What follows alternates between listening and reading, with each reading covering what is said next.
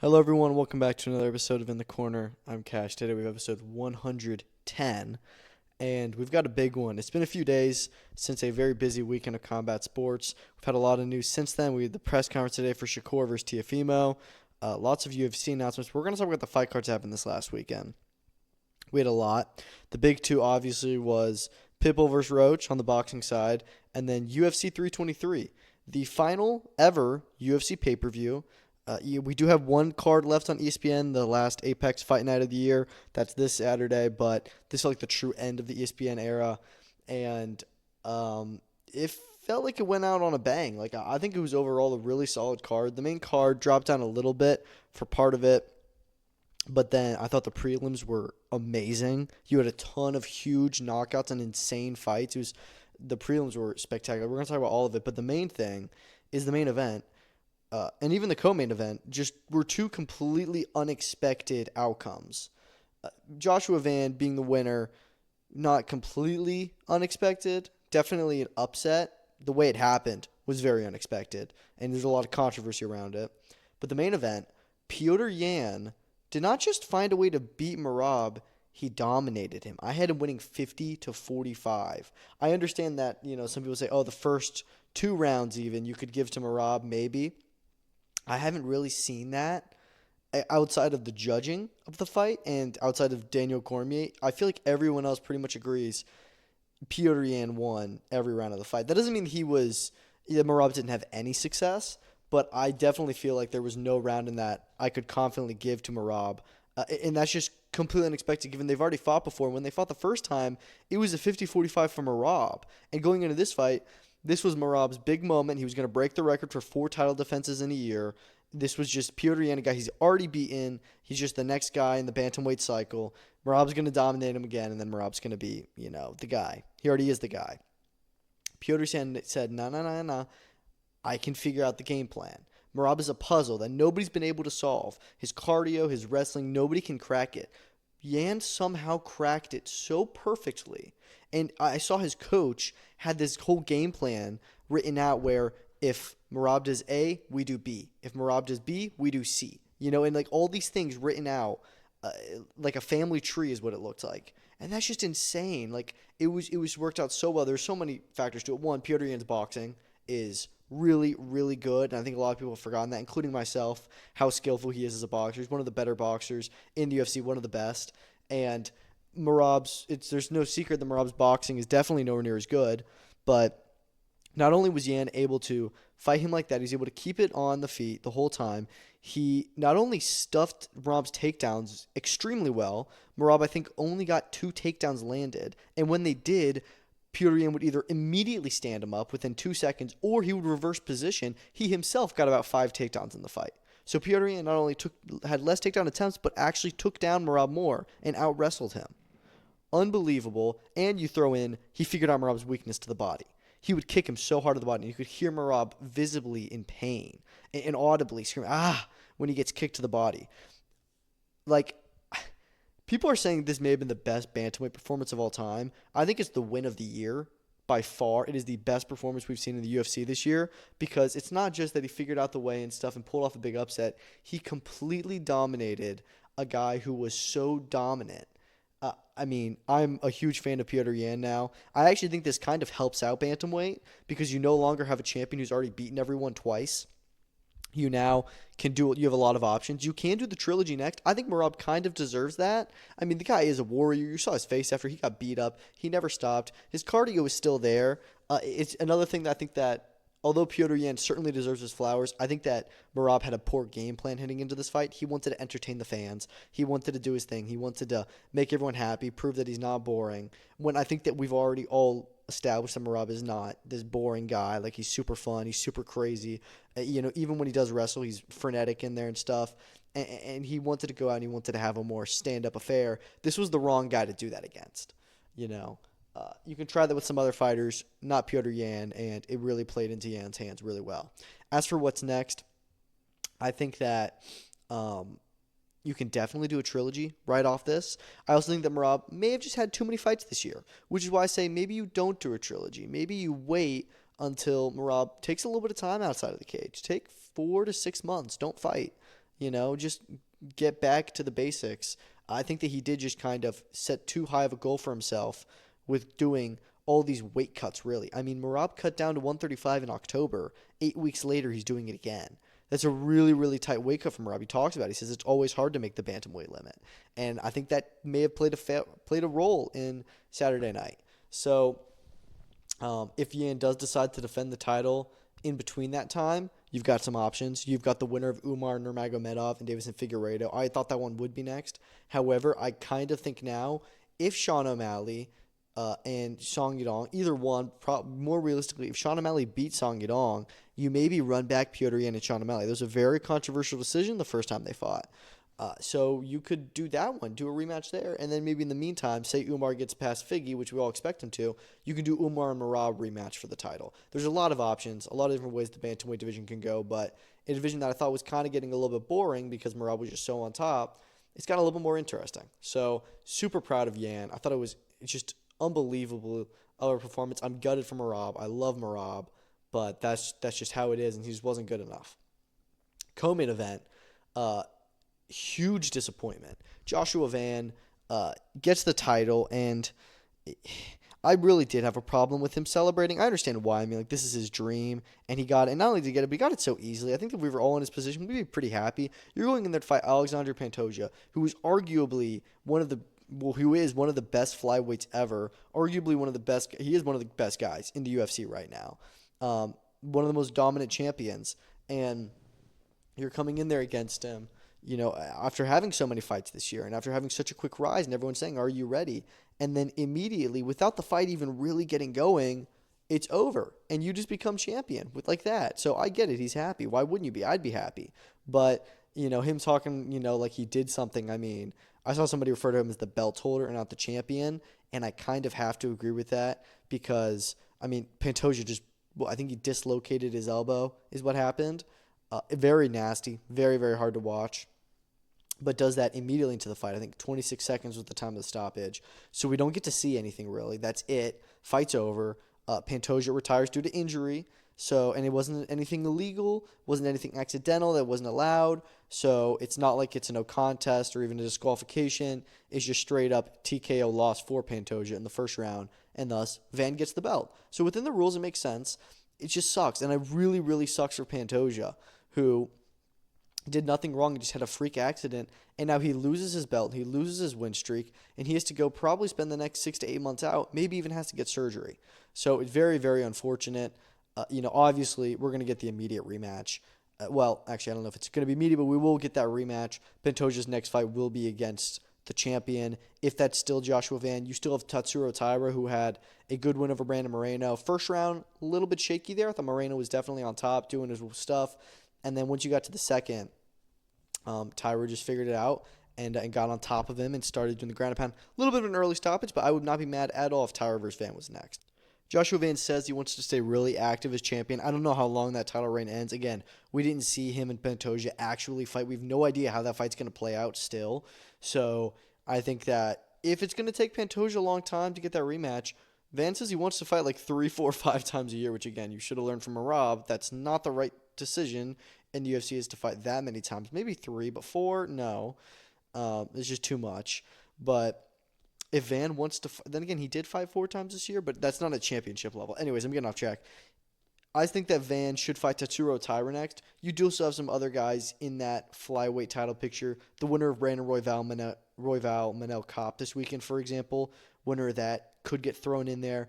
I know that Horiguchi's there, which some people think he could get a title shot just because of his resume. I don't think that he deserves a title shot yet. If he gets another win, you do that. A lot of people wanted to fight Taira in Japan, which would be incredible. But I think that you do Tatsuro Taira versus Joshua Van for the flyweight title in maybe March, April, probably around April time, on a card, and then hold out. I mean, we're hearing Donald Trump is saying that they're going to have 8 to 9 championship fights on this White House card.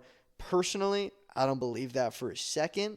I think that he's either just talking it up or he's saying, we're just going to have that many championship level fights. Maybe there's going to be 8 to 9 champions on it or so. We know the UFC has not started making that card yet. However, I do think they're going to have a lot of title fights on the card. Because he also said how they're literally pulling fights, to make sure that this card on the White House is super stacked.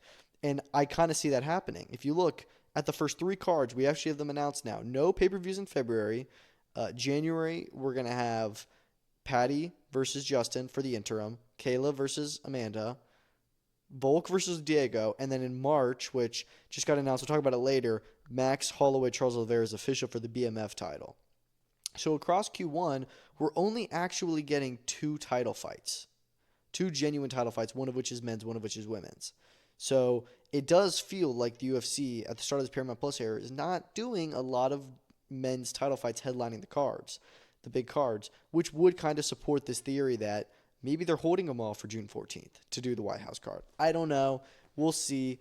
I cannot wait for that event. It's going to be insane. I think it's silly, but I also think it's going to be really fun. Anyways, yeah, I think that you do Van versus Tyra. In the meantime, if Pantoja does take a while, I think it's possible he doesn't have to do surgery, but we're just going to have to see how bad it is. Hate it for him, though. Also on the main card, you had Peyton Talbot's breakout win, if you ask me. He was able to dominate Henry Cejudo. Cejudo retires after, definitely a little bit of a controversial pundit, I guess you could say. A lot of people don't like a lot of stuff he says, including me. Sometimes I'm like, what are you talking about? Like pushing Kamaru Usman to fight for the title and a lot of other stuff. He can be cringy, but you can't underestimate the resume. He is a legend in the UFC. Definitely going to go down in the Hall of Fame if he isn't already. I don't think he is, but yeah, great fighter, great career as well. Last stretch was not awesome, but they did feed him to an up-and-coming prospect. And I mean, just to look at Peyton Talbot and how much he's grown this year, the Barcelos fight, we saw how weak of a wrestler he was. Now here he is taking down I think he's 2-time, but a gold medalist at the Olympics. Henry Cejudo is a world class, top of the top wrestler, and Peyton Talbot took him down and was controlling him. So to see that, I mean, that was the only aspect of his game that was really missing. The striking is amazing. Now you have the wrestling. He's becoming much more of a complete fighter, and he's becoming much more of a presence in the bantamweight division. Henry Cejudo is ranked number 10, I believe. Talbot's probably going to inherit that ranking, and I mean, I could see him, if he keeps on winning, granted he's now going to be fighting ranked guys, you could see him, he gets 2 to 3 more wins, he could be in conversation for a title if he moves up the rankings right. So we'll see what happens, but he is a big future star for the UFC, and I thought he looked great on Saturday. Also on the pay-per-view, first fight, you had a draw between Jan Blachowicz and Bogdan Guskov. Jan Blachowicz is still ranked number 5 at light heavyweight without having a win in like 3 years or something like that. And here, I actually thought that he had done enough to get the win. It did become a draw with that second round. Obviously, it was the only round that Guskov won, but the judges had enough that they saw it as a 10-8 round. It was that dominant. The other two, I thought Blachowicz won. Not a great fight, but overall decent. Maybe they'll run it back. I doubt that they will next. But overall, I think one of Blachowicz's better performances in recent years. Now let's talk about these prelims. I mean, Manuel Torres, first round knockout over Grant Dawson, incredible knockout. He gets a ranking off that. Then you've got Chris Duncan submitting Terrence McKinney. That was one. I mean, we know Terrence McKinney. We know what he's about. He's either going to finish you or you're going to finish him. And we also know that Chris Duncan is about that fight. You're going to bring the scrap to him, he's going to bring it right back. And that's what we saw. Terrence McKinney unloading. I thought he was going to finish Chris Duncan. He's unloading on him so much. Has him hurt. And then the gas just dies out after that. And Chris Duncan completely flips the script and is just ripping on him. And I'm like, McKinney's going to get finished for like 2 minutes before it happens. Great one-round fight. You had Fares Ziam getting a second-round finish over Nazim Sadikov. That was a good win. Macy Barber coming off her long layoff, getting a 29-28 victory on my card at least. One judge had it 30-27 for her over Karine Silva. Again, she could be getting close to a title shot. Bruno Ferreira getting the unanimous decision win over Marvin Vettori. Well-deserved. Marvin Vettori not having a great year. His 3 straight losses this year, and he's probably going to fall out of the rankings after that. Then, you had your Jalen Turner's comeback, first-round knockout over Edson Barbosa. Phenomenal. Really emotional win for him. Mansour Abdul Malik, first-round submission with like a minute, standing guillotine over Antonio Tricoli. And then Myron Santos starting off the card, Muhammad Naimov finishing him in the third round after 2 kind of boring rounds. Then is a great knockout. But the one we need to talk about, Iwo versus Iwo. Iwo Baraniowski stops Ibo Aslan in the first round in what may have been the greatest UFC fight of the year, where these two guys come in and they just say, F it, center ring, let's go. and they just unleash everything. I think they both got knocked down like 10 times, where one gets hurt and the other's about to finish him, then they stand up and hurt the other guy. I mean, it was absurd. That fight was genuinely, I can't even get over how amazing the fight it was. Easily the fight of the night. I mean, you still have, I think Merab and Petr Yan won it, which was a phenomenal fight too. I didn't even say that, how great of a fight it was. And even though it was kind of one-sided at times, great fight. You had other fights in there as well that were great. Like I mentioned, Darren McKinney versus Chris Duncan was another one that was phenomenal. But Ibo Aslan versus Iwo Barniewski was phenomenal action. Fight of the night. And yeah, 323 went out on a bang. Great UFC card to close out 2025, at least with the big events. And we'll get more next year. So looking forward to one more this year. And that's Vegas 112, Royval versus Cop on Saturday. All right, let's talk about the other pay-per-view fight card we had this week. And I realized I probably spent a lot of time on that. So this one may be a bit of a long episode, but Pitbull Cruz and Lamont Roach fought to a draw. So that is Lamont Roach's second consecutive draw. It's also Pitbull Cruz's second draw of 2025. And that's also the third PBC pay-per-view in a row in which the main event ends in a draw, two of which belong to Lamont Roach. The other one being, Tank, and then also the Pacquiao versus Barrios fight. It's just a weird statistic. But anyways, yeah. As for this fight, I don't hate it being a draw. I thought for the first few rounds it was a hell of a fight, super fun to watch. Both fighters, or Pitbull Cruz at a point deducted later on. Roach was actually dropped, I believe, in the fourth or so round by Pip. Maybe it was, no, I think it was the second or third. I don't know. Yeah, it was the third round that he was dropped in by the WBC interim champion, that is Isaac Cruz. Yeah, I mean, I don't know. It was just a weird clash of styles. Personally, I scored the fight for Lamont Roach. I had him winning at 114, 112. Close fight. Some people had a little bit wider. Some people had Pitbull winning, I know. People across the board think it was either a robbery or it was a fair draw. I feel like you can have any opinion in this matter. I don't think it was a total robbery. I mainly just hated that it was a draw because, again, it's just like, another big fight being a draw, especially for Lamont Roach. It's two in a row where he really got scammed out of the Tank fight because Tank did take that knee. Tank doesn't take that knee. That's a win for Lamont Roach. So I really feel it with him there. I actually thought that the draw would have been a big victory for him, but I get it. He feels like he wins that fight. And then you look at this fight with Pitbull Cruz, where I think that he did win it, but, it was close, and he's just like, man, again, like, what do I got to do? And he was emotional, and I just feel that for him. As for what's next, we're hearing, Gary Jonas says that he thinks that it will be a rematch next. He thinks that Pitbull and Lamont Roach will fight each other next in New York City, and then the winner of that will fight Tank. Granted, that's the Pro Box TV guy. This is going to be a PBC fight. They're both with PBC. Roach is with both Pro Box and PBC, but we'll see. Maybe they'll do that in New York. I would be okay with the rematch. I'd also be very okay if we just leave it as is. I don't know. It was a good fight. Wasn't like the fight of the year or anything. It did have a lot of fun in those rounds. But later on it just became a little bit less exciting. As I feel like Pitbull Cruz actually slowed down his aggression a lot. Even was fighting off the back foot at one point, which was just odd. But Pitbull said he's fine with moving on and fighting someone else. I think that's also a sign just that he knows he kind of got out easy, or feels that it was a tough fight and probably doesn't want to go back and fight Roach again, because I think that Roach would be the favorite in the rematch as well. But walking away from this, I don't really care where either guys goes. It's a weird division. I don't know if they're going to stay there. They could both go down to lightweight. I assume that Pitbull will be staying at 140. Roach, maybe he goes down to 135 or stays at 140. Lots of big fights for him. He could fight the winner of Shakur versus Teofimo. He's such a big name now coming off that Tank draw, but just remains to be seen. Overall, a little bit disappointing. Co-main event is where we had the real story during fight week one of them. Stephen Fulton missed weight on Friday against Oshaki Foster by 2 pounds. Now, granted, he was the 126-pound champion coming up to 130 and then still blows it by 2 pounds. That's a big miss. That just shows a huge lack of discipline and not taking it seriously. Then he gets rewarded for that. At first we hear, okay, he's no longer going to be eligible to win that 130-pound title. Then they change it to a lightweight fight for the interim lightweight championship between Foster and Fulton, with the winner getting a shot at Shakur. Now, let me also remind you that just days ago, the WBC ordered a WBC interim lightweight title fight between Jadier Herrera and I can't remember the other guy. I think was it Nunes or something like that. I'm not sure, but they just ordered an interim title fight and then immediately throw that same title on the line here. And then Oshaki Foster dominates him. Now, and I said before, I don't know who's going to win this fight, but whoever does, it's going to be dominant. And Oshaki Foster did that using his reach advantage. I did think that Fulton looked really big, but Foster's still the naturally bigger guy, and he honestly just completely outclassed Fulton and looked really good. And Oshaki Foster's really come into his own as a champion recently. I think he's the best super featherweight right now. But, now he's up at lightweight. He's had some talk with Shakur.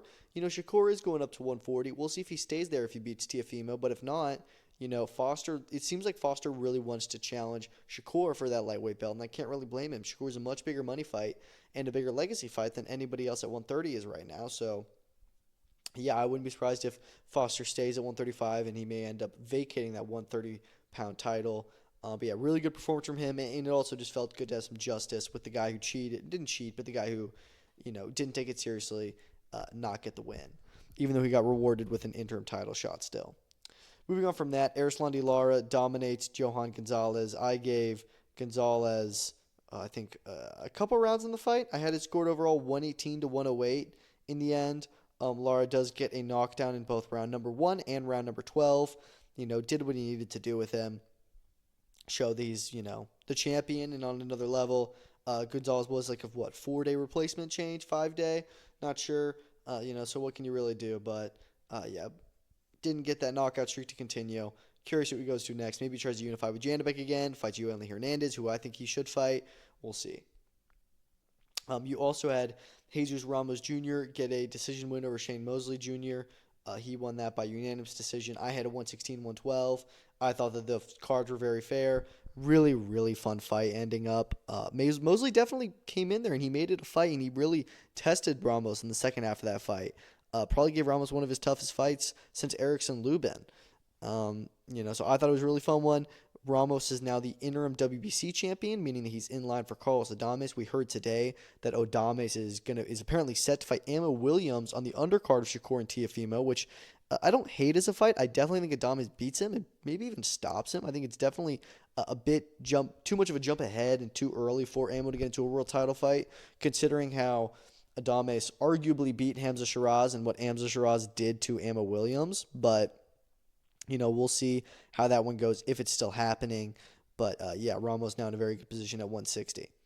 On the undercard, you had Frank Martin get a KO of the Year candidate over Rances Barthelemy. Huge knockout. Honestly, just crazy. I loved it. So well done to him. He's now in the mix at 140. Lots of big fights and opportunities for him there. He could get a title shot quite quickly, I think. Honestly, you could do him and Lamont Roach or Pitbull Cruz. That'd be a big fight. I don't know. But, yeah, really, really fun division. And then you had Isaac Lucero getting an 8th round finish over Roberto Valenzuela Jr. when that was becoming a fight that it was getting a little bit questionable if he was still up on the cards at. Really fun fight. And Luis Nunes wins a unanimous decision win over Hector Sosa. I had him winning 96-94, so a close one there. But overall, solid PBC card. Another KO of the Year contender happened in Australia as Opetaia destroyed Huseyin Cinkara in the 8th round, put him out, put him down for like 5 minutes. He was hospitalized after. We're hearing he's fine now, but really scary knockout. I mean, Cinkara's 40 years old? But yeah, great knockout. It was a little bit of a tough go-around for Opetaia. He said he's not happy with the performance. He got wobbled in the second round pretty decently, but and then just came back with that and fought fire with fire, which we love to see. But yeah, not the best performance from Jai at all. He's still the best cruiserweight. It's just that we really need to see him, get challenged more. And I think, some people are saying he's going to fall flat if he keeps on fighting these guys like Nika and Squayo and Massey and now Cinkara. It's just not the best cruiserweights when that's who he needs to be fighting. So hopefully they can get this squared away, get him a fight with Zurdo, CBS, the winner of Badu Jack, Noah McKellian this weekend. I don't know. Whoever it's going to be, it just can't be this level of guys. He needs to be in there with the best, and that's just not what he's doing right now. It's not his fault, but we need to figure out something for him. That undercard was pretty solid. Big wins for Max McIntyre, Tara Moana, everyone's favorite heavyweight prospect. Jason Maloney back with the stoppage. Ben Mahoney, really great stoppage win. And Jake Wiley having a draw with Paul Fleming. Now, this is a controversial one because a lot of people either feel that Fleming won the fight or that Wiley won the fight. I thought Wiley did, certainly enough. I wasn't watching overly closely, but one of the judges had it 100-90 in favor of Wiley. And another one had a 97-93 in favor of Fleming. Now, personally, I think the 190 is ridiculous, but I also feel like the 97-93 Fleming is just as ridiculous, as I just don't think that he did enough in that fight. I had a 97-93 in favor of Wiley, so my card was even a bit wide.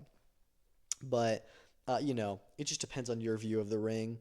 You had 95-95, 97-93 one way, and 190 the other. It's just insane scorecards all the way around, but it is what it is. Matchroom had their Monaco show this past weekend. Maybe their best one yet. Maybe their best card of the year. Every fight delivered. Main event, Shabaz Masoud, Peter McGrail, the only one to go the distance. Masoud won that one by unanimous decision. I had him winning 115-112, so it was close in the end. McGrail did get a point deducted in round number 10, so that didn't help him. And, I thought that overall, though, Peter McGrail had a really good account of himself. I think that he was a decent underdog in this and comes in, makes it a fun fight, brings it his own style. And it was really just the first few rounds where it's like McGrail's ahead in this. I think they even had him up like 4-0 at one point. I didn't have that. But then Masoud kind of figured out his range, and then just kind of took the fight from there. But, McGrail would still win rounds here and there. So it ended up staying close, 7-5 with a point deduction.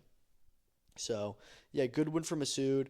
Now they're talking about Naoya Inoue, of course, because Masoud has now worked his way up where he is a top 10 122-pounder. He is going to be talking about world titles now. However, I thought he was smart and also talking about moving up to featherweight, saying he wants to fight a featherweight, and that there's big fights for him there, and that he doesn't want to, he knows he's going to have to wait at 122. It's hard for him to make 122, and he probably doesn't want to fight Inoue, I would guess, and I wouldn't blame him. But he talked about Nick Ball. That's a great fight. Great style matchup, all British fight. If he goes up to featherweight and, keeps on getting good wins and has more power to him at that size, no problem with him going on to fight Nick Ball. As for that undercard, Kona Walker, my man, somehow is always doing and pulling off these upsets. Not only beats, but stops Pat McCormack in the final round. Big upset. This fight everyone was excited for, but, it was just the pedigree of McCormack. Everyone assumed, including myself, that he would just, beat Kona Walker with a pretty decent decision victory. That didn't happen. McCormack was ahead, probably like around 8 rounds in, and then after that point, Kona Walker's, just dogness and McCormack's lack of experience in going those late rounds, and he just, his younger freshness just kind of cost him. And Walker kept on going as McCormack was fading, and he was getting really tired, and Walker was just getting started. So he took the fight from there, and then in the 12th round, when he needed it, does it again like he did to Harry Scarf, finishes him at the 11th hour, and looks fantastic doing it. Great knockout also because he stopped him, from getting up. He fell into the ropes, couldn't get up. That cost him big time, and yeah, that's how it is. Now people are talking about a world title shot for Kona Walker. I don't hate it. Especially when you talk about Lewis Crocker. I don't think Walker necessarily should be in a world title fight, but talking about Lewis Crocker and him, I think that Walker beat Lewis Crocker. I think that was a big robbery last year. So they can rematch. I think Lewis Crocker is very beatable. We also know Jack Catterall's an option for Crocker, as is Connor Benn. Actually, Catterall got offered, but today this was a story, but then said the offer was too low. Apparently like his lowest in like 7 fights or something. So we'll see what they end up doing with that fight. If Catterall gets it, if Walker gets it, they have the same manager and Sam Jones. I don't know, but really good win for Walker, and definitely sucks for McCormack's career, but, he can still move on from there and recover. You also had on that card a great win for Sean McComb. I thought that he looked solid, got a stoppage, which is rare from him. You had and you talked about Richardson Hitchens, which is ranked by the IBF, not impossible. Johnny Fisher came back, got another win. Definitely a bit rough. Had an undefeated opponent in front of him and got hurt in that first round. It was like, oh boy. And it's like, Johnny Fisher is just kind of just a gimmick heavyweight. But, he recovered, and now he got back in there. So he's got another win under his belt. But definitely he's going to want to stay at this level for a bit more before he tries to go and, challenge for the British or something like that. But then maybe my favorite fight on the card was Elif Nur Tarhan stopping Beatriz Ferreira, which I was not expecting. She's this like female Deontay Wilder, where I was unsure. I mean, Beatriz Ferreira has immense boxing class and is a really, really talented and skilled champion, Olympic gold medalist. And then here comes Tarhan, and she's just like, yeah, I don't care about all that. I'm just a thug, and I'm just going to swing like crazy, and I got big power. And, I mean, she hurts Ferreira constantly in that fight. And she drops her in round number 1, comes back in round number 5 and drops her again and just beats her up and stops her, and takes her belt. So she's now a lightweight champion. Big upset. Well done to her. Great signing by Matchroom to catch her earlier this year. And yeah, I'm honestly just blown away that she did that. So yeah, women's boxing definitely is a new threat there. I mean, lightweight is such a good division. Caroline Dubois just got signed by MVP too. That's another big piece of news. So she's going to be fighting on the Jake versus Joshua card. That's a potential fight that they could make. They've got so many good fights. I mean, I think actually the rest of the lightweight champions are all with MVP. You got Stephanie Hahn, who's fighting Holly Holm, and then you've also got Terry Harper, who signed with MVP. So it's kind of the only option for Terhanas to go there. Granted, she could also go on and then she could challenge Alicia Baumgardner, and she's also still the WBA interim super featherweight champion, so she could become. I mean, dude. Granted, Baumgardner's also with MVP because they have everyone, but I don't know, man. A lot of good fights for her, and she is just an absolute powerhouse. She's humble too. I love it. I really do love it. But yeah, Caroline Dubois is gonna be fighting Camila Panata on December 19th. MVP just cleaning up the women's roster, and I mean their women's UK roster in particular is very strong. Again, I've been saying it for a while. I'm fully expecting them to make their debut in the UK next year with like a prospects or fight night card something. Last event we had this weekend was BKFC 85, headlined by Austin Trout, Luis Palomino 2. You know, fight was just getting going. After the third round, Palomino gets pulled out of the fight based on cuts, and Trout becomes the next guy in line for that lightweight title shot against Franco Tenaglia. So this was the other semifinal they're going to meet next year. I was expecting Trout to win. I did think he was up at the cards at the time, so it's whatever. But, you know, definitely didn't end the way we wanted it to. Co-main event, Justin Ibarola stopping Ryan Reber in the third round. He looked great, you know, silenced a lot of doubters. Another good title fight there. And then the rest of the card, I mean, Perdomo, he went into the third round to get his finish this time. Never been out of the first before this, so now knowing he can is good. Stopped Corey Willis, but I mean, and he, you know, the ref needed to stop that fight for 2 rounds already. However, I do think that Perdomo needs to get that title fight next against Ben Rothwell. I don't know what's going on. Rothwell has not defended the title yet since winning it in January, and Perdomo's right there. Maybe they do that one in Knucklemania. I don't know.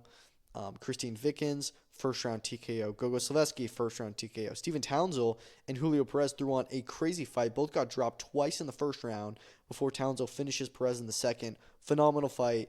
Maybe BKFC like fight of the year candidate. I don't know. It was awesome. In fact, every single fight on this card ended within the distance. The judges were not needed, which I feel like every BKFC card we get close to that, and then there's like one fight like the main or co-main event that they do end up having to go to the scorecards. Not this time. No scorecards needed at all. And yeah, brilliant stuff. But yeah, moving on from there, we're going to talk about some news. I also just want to mention that Conor Walker has vacated the British title, meaning that, yeah, he's going for world level fights. Maybe not a world title fight next, but he wants that world shot. Maybe you do Pat McCormack versus Constantine Urso for that British title. I don't know. But anyways, into the news. We talked about it. Max Charles 2 is official for March 7th at UFC 326. Big fight. I'm disappointed that we're not going to be getting all of these, men's title fights at the beginning of the year. We're going to have to wait on a lot of them. But, hey, you know what? It's a good fight. It really is. This fight needed to be next, and it is a pay-per-view main event. It's a big, big fight, so I'm looking forward to it. It's in Vegas. Let's see what they do on that undercard. Speaking of undercard, we got the UFC 325 card, official co-main event, Dan Hooker, Benoit Saint-Denis, great fight at lightweight, number 6 versus number 8. Quick turnaround for both guys, actually, and I really like that one. You're going to have Rafael Fiziev versus Mauricio Ruffi as well. That's another great lightweight fight. And then you've got Sergey Spivak versus Ante Delija, a heavyweight fight. What else? You've got Tai Tuivasa versus Taliesin Teixeira. That'll be on the main card. So it's an interesting one. Tuivasa, making his return, and then Teixeira coming off the loss against Derek Lewis. Quillen Salkild is back versus Rongju. Junior Tafa versus Billy Elikana. Jimmy Crute versus Dustin Jacoby will also be on the main card. So a lot of interesting fights. Overall for the Australia card, it's good. A lot of their Australia cards are nowhere near as good as this, so we'll take what we can get. And then we also got the entire Q1 schedule announced. So February 7th, back into Apex. 21st, we have the main event for that. In Houston, it's going to be Sean Strickland, Fluffy Hernandez. We're hoping this fight was going to be in January. Strickland didn't want it to be on that 325 card. He wanted it in the U.S. They obliged, and yeah, we're going to get this awesome fight headlining a fight night, which I'm totally cool with. It's a great one. Very important for the middleweight division. Winner of this could easily get a title shot. In fact, I think the winner of this is going to be next in line for that title shot for sure. So, after Nasruddin Imavov, of course, but yeah, excited. And then on the 28th, they'll be in Mexico. March 7th, like we mentioned, is Holloway Oliveira 2. March 14th, back at the Apex. 21st, they're going to be in London. And then the 28th, they will be in Seattle, Washington. So, yeah, full first quarter locked in for next year. We talked about Teofimo-Shakur, the press conference today. Pretty funny. It has also been announced and confirmed. It will be Madison Square Garden. Love that. The mecca of boxing, the world's most famous arena. It had to be there. It made so much sense. And we knew it was going to be in New York, but I'm just glad that they're doing it in MSG. Hopefully they can sell it out. And you're going to get a really fun fight there. And the press conference was pretty fun. A bit boring at times, but Teofimo made it fun. He made a lot of sus jokes. And I don't know. I don't know. They've got a really fun banter. They don't hate each other, but they just talk a little bit of smack, and it's just all very funny and childish. So I enjoyed it. I mentioned that undercard, Adames versus Ammo. Looks like he'll be on it. Richardson Hitchens looking to be on that as well. He's back with Matchroom officially, and he's going to be, the rumors of him fighting Jermaine Ortiz, mainly. Michelle Rivera is another name I've heard. And then he and Keyshawn had a big back and forth at the press conference, a fight that we would love to see. Keyshawn, of course, coming up to 140, also rumored to fight on this card. I'd have no problems with them doing that on this card, but that could also be its own main event somewhere.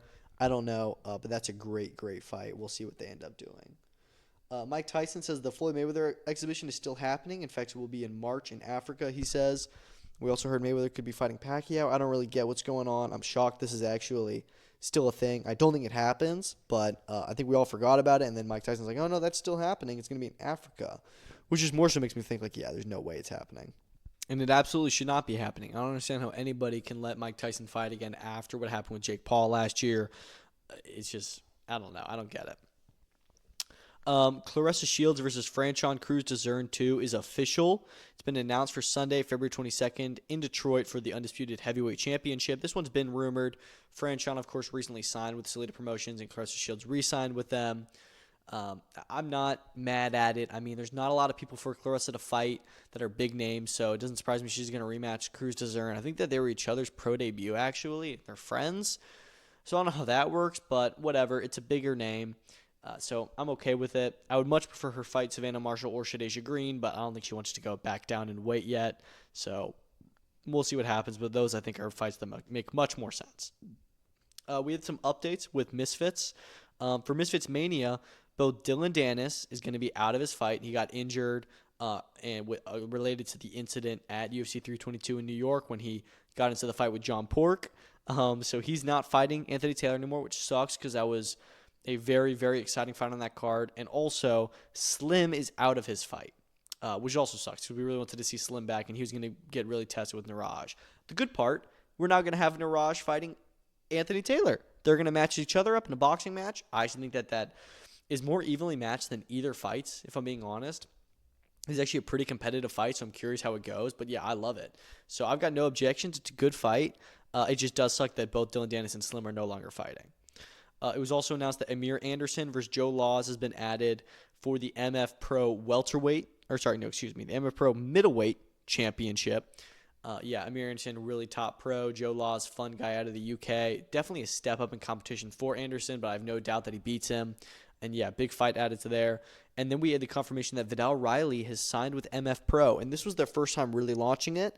KSI is still very involved with this part of it, but not really Misfits. So maybe they're kind of separating him and actually involving him more with the pro side of things, which is interesting. But they've got him, the Sauerlands, and Amir Abdullah, who's a guy who's on Mike Tyson's team and such, and they're the guys spearheading MF Pro. Well, it seems that Mams Taylor is fully running Misfits Boxing. So I don't know. It seems like it's a different entity now completely, which I like. But yeah, they signed Vidal Riley, who's a huge signing for them. British champion, like an actual top contender right now. So that's really big for them. And apparently Vidal had offers from Matchroom, Queensberry Boxer, and even MVP. Turned all of them down to go with Misfits. And you know what? I don't hate it. I mean, he does have a relationship with KSI. He's always been connected to the YouTube boxing scene. And now he can, go from there and get big eyeballs, and we'll see what they do. Hopefully they take it seriously and they have him headlining an event early next year, and it's like a legit pro card. I'm really, really curious with this new venture they're doing. Let's talk about the cards that we have coming up this week. So before we do the next episode, we're going to be having an Eye of the Tiger fight card, which is going to be headlined by Alexander Gomont as he fights Ramadan Hisseni in his first 10-rounder. In the co-main event, one I'm more excited for, Imam Katayev is back after his very controversial loss to David Morrell, a fight that I think everyone else believe he won. He's going to be fighting Adam Dienes. And you've got Avery Martin Duval fighting James Cherigi. Vanessa LePage Joannice back against Sonya Draling. Step down for her there after the Caressa Shields loss. But yeah, decent card. Just a few fights on it. Eye of the Tiger Nights are always fun, so I'm excited for it, but not really much else to say. That'll be tomorrow night, Thursday. And then we also have on Friday in Dubai, Kubrat Pulev defending his WBA regular title against Murat Gassiev. So Battle of the Unks. Even though Gassiev isn't even that old, it just feels like he's old. Pulev is 44. So I don't really have a lot of interest. I mean, I don't know. I'm going to watch it, but I'm worried it's just going to be a huge hug fest, and it's going to be a really, really hard fight to watch. But we'll see what they do. Co-main event, Bakodir Usmanov fighting Maxie Hughes. Maxie Hughes finally getting another fight at lightweight. Apparently this is WBA title eliminator. Not really familiar with Usmanov, but guessing he's pretty decent. You also have Vadim Musayev versus Tulani Mbenje. That is for the IBO Welterweight World Championship. And I think you've got Karitan Agarba versus Ruben Munoz. I think that's also a WBA 140 eliminator. So lots of fights on this card. Nico Ali Walsh is also on this. So I'll watch it. These IBA Pro cards are getting better. And we'll just have to see how it goes on Friday. Zuffa Boxing is planning for its first event to be on January 23rd, the night before UFC 324. I'm guessing this is going to be in Las Vegas, likely even at the Apex. Start small, but this is starting on January 23rd. We got to get an announcement soon on roster on who's going to be fighting. I'm really, really curious what it's going to be like. They've kept it so under wraps, but they got to start rolling stuff out soon for it. But I do like the idea of them launching the same weekend as UFC is and doing the events back-to-back. Kind of like how they do with Power Slap, how they always have the fights on like a Thursday, in the same city before UFC happens. So I just think that makes sense. It was also confirmed that both Dana White's Contender Series and The Ultimate Fighter are going to be coming to Paramount Plus next year, so you're going to get the whole UFC package with UFC, Zuffa Boxing, Tough, and DWCS all together. Love that. Speaking of UFC, Francis Ngannou says that the PFL contract ends before the UFC White House card and that he wants John Jones on it. Apparently he has one fight left with PFL. It was only ever a 2-fight contract. We'll see if he ends up actually doing that even. I mean, he really screwed over PFL here with only fighting with them twice. And apparently that first fight was kind of a flop on pay-per-view. Then you throw in how he delayed it so much to do the boxing matches, and then you throw in how he, when he does those boxing matches and they kind of hurt his value because he got knocked out against AJ. And then you throw in he was meant to be chairman of PFL Africa, and then he just skips out on the first 2 cards they do. I mean, I'd be pretty pissed if I was Don Davis and them. He really did just kind of play them, and now all he's done for the past year is talk about how he wants to go back to the UFC when the UFC hates him because he did this stuff to them. So, I don't know. I think Francis Ngannou's definitely lost a lot of public favor, and we're kind of seeing like, oh, maybe Dana was right about him, and he's kind of, it kind of screws people over and stuff like this and isn't loyal. So, I don't know, man. I don't think he's going to fight on the White House. In fact, I don't even think the UFC will re-sign him. I think that they'll just say, nah, bro, you had your chance and you pissed us off. Because Dana definitely does like to hold grudges. So, yeah, it's crazy, but that's how it is. Apparently, Queensberry's going to have 6 shows in Q1 of next year. I love to hear that. Feels like it's been a long time since the last Queensberry show. It was the one in Manchester with Joshua Buatsi, robbing Zach Parker. I'm still not over that. And then we're not going to have another one until January 10th with the Germany card. Before then, we're getting a lot more. So, 6 shows in Q1. We were going to have 2 in January. That means 2 in February and 2 in March. So, they should get them announced soon. But, yeah, I'm excited. Khalil Coe, Jesse Hart is apparently likely for the January 24th card. That was obviously meant to happen in October on the Boots event. And then I think Khalil Khalil Ko got injured, so, got pulled out. And so, yeah, I think it's a great co-main event for their Vegas event, headlined by Opetaia versus Cruz on the 24th.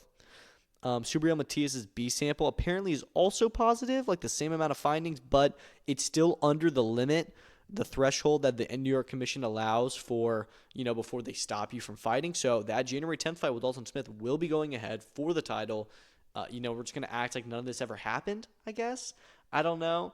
I hope that they have more VADA testing for this fight. If I was Matchroom, I would be pushing for that hard, and we'll see what happens with it. But I did see that Matias kind of called out Mike Coppinger and everybody else, all the reporters, for not reporting about his B sample, and only talking about the A sample. So we'll see, man. We'll see.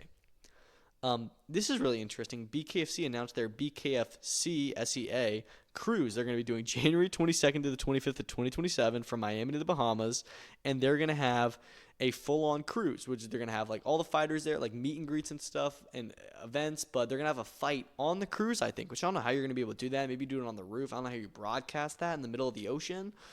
I don't know at all how it's going to work, but I think that's such a crazy and wild but also so fun and cool concept that they're doing. And, only BKFC could pull that off. So I love it. I really do.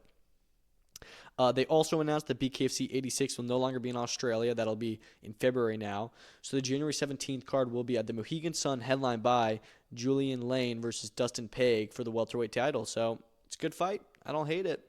I don't know what's going on with Australia, but I think it's like the third or fourth time they've announced a date for it and it doesn't happen. But I'm cool with it, man. Good fight still. And then we have two other shows that have been announced, but not really a lot of confirmed fights for it. So the Tiger will have a card February 5th in Montreal with Albert Ramirez headlining. He'll be defending his WBA interim title. No opponent yet. We also know we're going to have Arthur Bjarsanov, Dimitri Asanau, Mehmet Unal, Thomas Shabbat, Wyatt Sanford, and Eric Israelian all back on that card. So a lot of really good the Tiger guys. And then top tier will also be having a show February 15th in Brentwood in England. No main event yet, but Josh Babb versus Peter Mirga will be headlining for the English Featherweight Championship in the co-main. Or they won't be headlining, they'll be co-main headlining. I don't know. But that's a good fight. Josh Babb had a really good win on one of their last shows, I remember. So some good shows announced for February, some smaller cards. Excited to see Ramirez back. One of the top guys at 175. So curious who they'll have to throw him in with. But that's all I've got for today. Big episode, big weekend. Another good weekend coming up. Like I mentioned, we'll have the Tiger show tomorrow, and then Pulev Gassiev on Friday, and then Saturday you're going to have BKFC's Fight Night and Derby. You're going to have PFL Lyon, UFC's final ever Vegas card, final ever ESPN card. You'll have Diego Pacheco versus Kevin Saggio, huge fight with a huge undercard, and then you'll have Badu Jack, Noah Mikhalian too. It's going to be a good weekend, but thank you all so much for listening. I hope you enjoy the rest of your week, and peace out.